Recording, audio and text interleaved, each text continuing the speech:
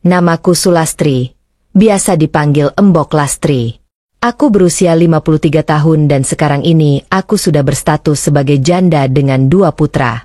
Suamiku, Mas Kadir, ia telah meninggal 3 tahun yang lalu. Dan semenjak kepergian suamiku, aku diminta untuk tinggal di rumah putra sulungku yang sudah berkeluarga. Akan tetapi sebenarnya, aku tak begitu tenang tinggal dengan putra dan menantuku karena walau bagaimanapun juga mereka pasti terganggu oleh kehadiranku dan juga adik tirinya yang masih berusia 2 tahun. Ya, aku memang memiliki 2 putra, namun yang bungsu ini ia baru beberapa tahun lalu hadir ke dunia. Itu pun bukan hasil jerih payah suamiku, melainkan itu semua pekerjaanku dengan Mas Kipli, tetangga depan rumahku dulu. Sungguh aneh memang, namun itulah kenyataannya. Dari kedua putraku, hanya satu dari Mas Kadir suamiku. Pasalnya dulu, semenjak suamiku itu mulai jatuh sakit, ia menjadi jarang sekali memberikan kewajibannya kepadaku. Sementara aku, yang memang sangat memiliki kebutuhan yang tinggi, mau tak mau aku harus bersabar menahannya. Meski sesekali aku terpaksa mengatasinya dengan berbagai percobaan dan alat, namun semuanya sia-sia karena sungguh sangat berbeda dengan alat yang originalnya. Sampai pada suatu ketika, aku mengenal seorang lelaki yang baru saja pindah di depan rumahku dulu. Semula keakrabanku dengan Mas Kipli hanya sebatas tetangga saja. Namun karena seringnya kami bertemu, bercanda dan bercengkrama, entah kenapa tiba-tiba saja mulai timbul perasaan yang sungguh sangat sulit dimengerti dalam diriku. Begitu pula dengan Mas Kipli, yang rupanya ia diam-diam mengagumiku. Dan hari-hari berlalu, kami pun semakin akrab. Bahkan keakraban tersebut semakin terjalin sejak istrinya, yaitu Mbak Ageng, memutuskan untuk bekerja menjadi TKW ke luar negeri. Setiap pagi setelah aku selesai menyediakan makanan untuk suamiku, aku selalu menyempatkan diriku untuk berkunjung ke rumahnya. Aku selalu beralasan pada suamiku untuk memasakkan Mas Kipli karena memang pria itu mempekerjakanku untuk memasak di rumahnya. Suamiku pun tak pernah menaruh curiga terhadap kami berdua. Dia menganggap hal itu lumrah dan hitung-hitung semuanya untuk menambah penghasilan kebutuhan kami sehari-hari. Namun siapa yang mengira jika dari sanalah kisah dan tragedi itu bermula. Bahkan dari kisah tersebut, akhirnya bisa menghasilkan sesuatu hasil yang kini sudah berusia 2 tahun. Aku sendiri sebenarnya juga tak mengira jika di usiaku yang tak lagi muda, aku masih bisa mengandung juga. Meski begitu aku tak khawatir. Sebab saat itu masih ada Mas Kadir suamiku yang nantinya akan menjadi orang tuanya. Aku berpikir Mas Kadir pasti tidak akan tahu itu bukan dari hasilnya. Dengan begitu, aku masih tetap bisa melanjutkan keakraban tersebut dengan Mas Kipli. Tapi ternyata harapan itu pun kandas begitu saja. Pasalnya setahun kemudian, istri Mas Kipli pulang ke Indonesia dan tentu saja aku juga sulit mencari waktu bersama. Ditambah lagi sebulan setelah putraku hadir ke dunia, mendadak Mas Kadir meninggal dunia dan aku pun diminta oleh putra sulungku untuk ikut bersama mereka dengan alasan biar ada yang menjagaku dan juga putra bungsuku nantinya. Semenjak aku tinggal di rumah putraku, kehidupanku menjadi terbatas. Hari-hari tidak ada teman untuk ngobrol sebab putra sulung dan menantuku mereka sama-sama bekerja di kantor. Lalu timbullah keinginanku untuk kembali ke rumah yang lama. Namun sialnya rumah tersebut sudah aku jual untuk memenuhi kebutuhan putra bungsuku yang masih balita. Beruntungnya suamiku masih meninggalkan warisan beberapa petak sawah untuk kukelola, sehingga bisa untuk mengisi kekosongan dan menambah pendapatan keluarga. Nah, dari ada hal unik yang terjadi dalam hidupku, siapa yang mengira jika dari seringnya aku bertandang ke sawah, ada satu kejutan yang tak pernah aku sangka-sangka.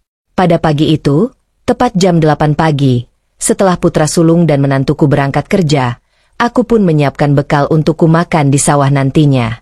Setelah itu, aku segera menuju sawah dengan berjalan kaki. Kebetulan juga sawah tersebut lokasinya tidak terlalu jauh. Hitung-hitung sebagai olahraga, aku memilih jalan kaki daripada menggunakan motor. Tak lupa aku membawa serta putra bungsuku karena di rumah tak ada yang mengurusnya. 20 menit berjalan, sampailah aku di pondok tepi sawah. Biasanya aku di sawah hanya 2-3 jam saja karena semakin siang matahari semakin panas. Kasihan juga kali putra bungsuku nanti kepanasan. Tepat jam 9 pagi, Itu adalah jadwal memberi minum putra bungsuku. Sampai tak lama kemudian, aku mendengar suara yang tak asing. Adik kok diajak ke sawah tombok? Sontak aku kaget ketika mendengar sapaan pemuda yang mendadak datang dari arah belakang. Aku benar-benar tak menyadari jika Arul akan datang. Tiba-tiba pemuda itu pun sempat tertegun saat ia memperhatikan sumber minuman putraku di sampingnya. Arul merupakan tetangga di dekat rumah putraku. Ia merupakan duda yang baru setahun lalu ditinggal mati istrinya. Usianya masih tergolong sangat muda, yaitu 30 tahunan. Sehari-hari ia menjaga sawah warisan orang tuanya, dan biasanya juga dia akan datang agak siang. Tapi berbeda pada hari itu. Kasihan si adik kalau ditinggal di rumah sendirian. Jadi embok bawa aja ke sawah, jawabku. Jadi adik tiap hari ikut ke sawah ya? Tanya Arul.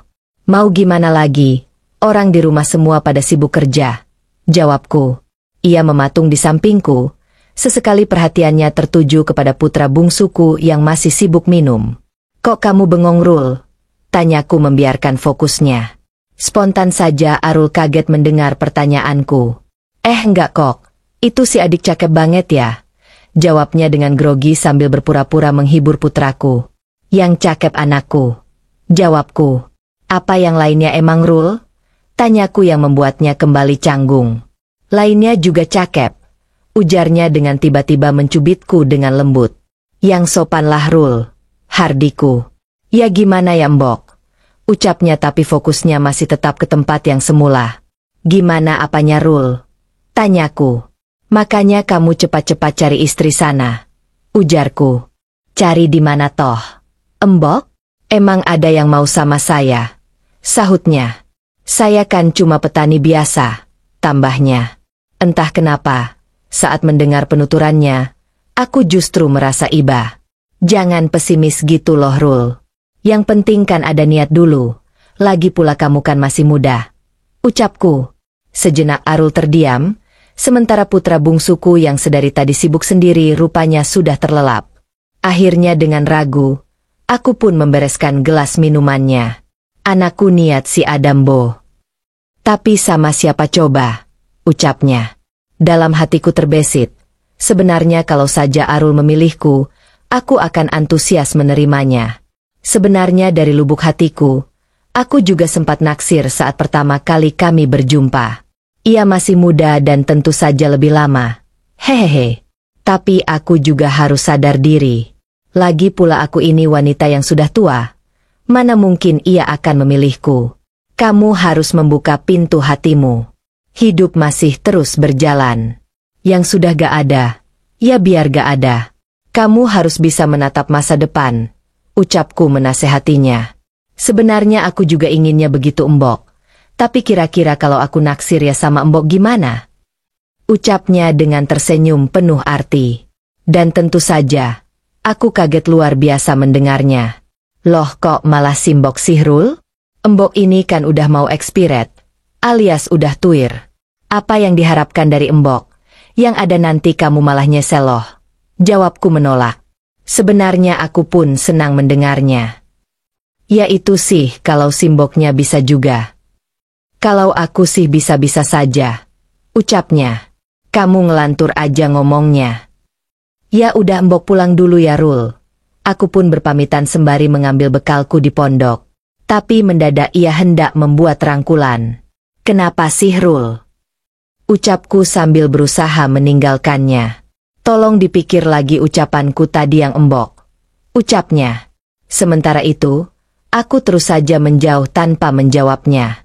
Tak terasa waktu sudah menunjukkan pukul 12 siang dan matahari sedang panas-panasnya.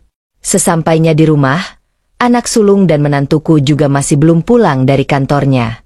Karena biasanya mereka akan pulang menjelang maghrib tiba. Setelah menaruh putra bungsuku di ruang depan, aku beranjak untuk membersihkan diri. Saat itu, karena kupikir tak ada orang, maka pintuku biarkan saja. Ya sekalian jaga-jaga kalau sewaktu-waktu putra bungsuku menangis nanti. Aku pun segera melakukan bersih-bersih. Namun dalam kesibukan tersebut, mendadak aku teringat kembali ucapan Arul tadi. Aku masih tak habis pikir. Di usiaku yang sudah senja ini, masih ada saja yang naksir padaku. Mengingat hal itu, justru timbul perasaan yang aneh dalam diriku. Ada gejolak dalam tubuhku ketika mengingatnya. Jika benar-benar ia serius dengan ucapannya tadi, maka kesunyian hatiku ini akan terobati. Membayangkan hal itu, secara tak sengaja tanganku mulai menjangkau sesuatu itu. Di tengah pekerjaan mandiriku itu, mendadak aku dikejutkan ketika ada rangkulan. Hampir saja aku berteriak. Tapi beruntung sebuah sapaan yang kukenal berhasil mengurungkan niatku. "Ini aku Embok," ucapnya. Aku yang masih sedikit panik dan syok kemudian menoleh. "Kenapa kamu kesini? Bukannya tadi kamu di sawah?" tanyaku dengan bergetar. "Iya, tadi aku di sawah. Tapi aku kesini cuma ingin tahu kepastian pertanyaanku yang tadi," Embok jawabnya. Tapi tiba-tiba, Arul menghentikan ucapanku dengan telunjuk. Aku pun terdiam. Dan sedetik kemudian, mendadak ia memberi sambutan perkenalannya itu. Aku berusaha menghindar dari pekerjaan yang berat itu. Tapi semakin kuhindari pekerjaannya, semakin aku larut akan suasana bahagia. Bahkan aku pun menyambut niat mulia tersebut sebagai wanita yang pernah berkeluarga. Tak dipungkiri, aku pun membutuhkan saran serta solusi permasalahan tersebut. Dan ternyata Arul sangat telaten dalam pekerjaannya. Tidak seperti yang kukira sebelumnya. Setelah semua pekerjaan selesai, ia berkata, "Apa salahnya kalau kita memulai lembaran baru?" ucapnya. Aku terdiam, meski sebenarnya aku mengerti akan maksud ucapannya. "Tapi selisih usia kita jauh loh Rul, kamu masih sangat muda bagiku," ucapku. "Aku akan terima Embok apa adanya kok. Lagi pula bukankah usia hanya angka?" lanjutnya. Ucapan itu berhasil membuatku menangis. Akhirnya hari itu menjadi awal baru untukku. Berkat Arul, aku merasa hidupku lebih berwarna kembali. Seminggu berlalu, ia pun menepati janjinya. Setelah aku menceritakan pada anak sulung dan menantuku, mereka pun setuju dengan keputusanku. Aku mengakhiri status kesendirianku karena ia telah memilihku untuk menjadi teman hidupnya.